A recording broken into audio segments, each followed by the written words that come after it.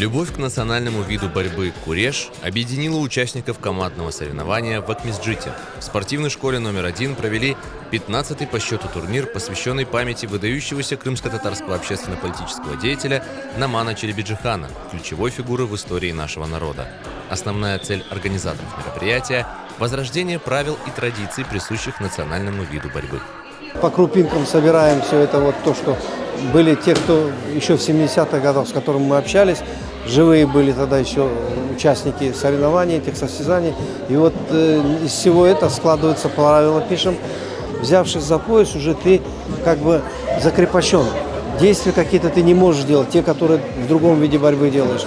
Те вот условия, в которых боролись когда-то борцы, они все соблюдены. Куреш имеет свою многовековую историю и традиции. Несмотря на то, что депортация нашего народа отбросила развитие этого вида спорта далеко назад, в настоящее время он активно развивается, пользуется популярностью и объединяет борцов многих стилей и школ. У нас сегодня дети борются, разных видов борьбы. Греко-римской, вольной, самбо, дзюдо. Вот. Это все их наша национальная борьба как бы объединяет. Вот это была цель объединения под этой борьбой нашего всего крымско-татарского народа. Мы стараемся опираться на древние этапы нашей жизни, когда в древности как боролись. Вот. И взять оттуда, и чтобы показать, что эта борьба уникальная, и она не похожа ни на одну другую. Соревнование объединило более 70 сильнейших борцов. Они приехали сюда из разных уголков Крыма – Судака, Эскихарыма, Кезлева, Сак, Бахчисарая. Борцы в возрасте 14-15 лет продемонстрировали свои навыки в 7 весовых категориях, показывая не только физическую силу, но и мастерство.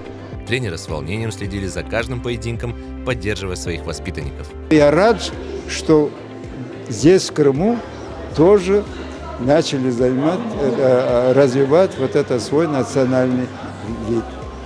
Поэтому нашему национальному виду куреш появились чемпионы. Ибо без культурного наследия нет будущего. Я занимаюсь самбо и вольной борьбой уже на протяжении 7 лет. Выиграл очень много соревнований.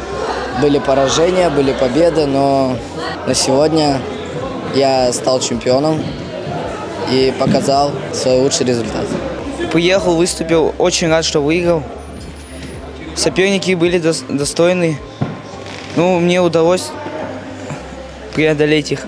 Занимаюсь вольной борьбой уже 3 года.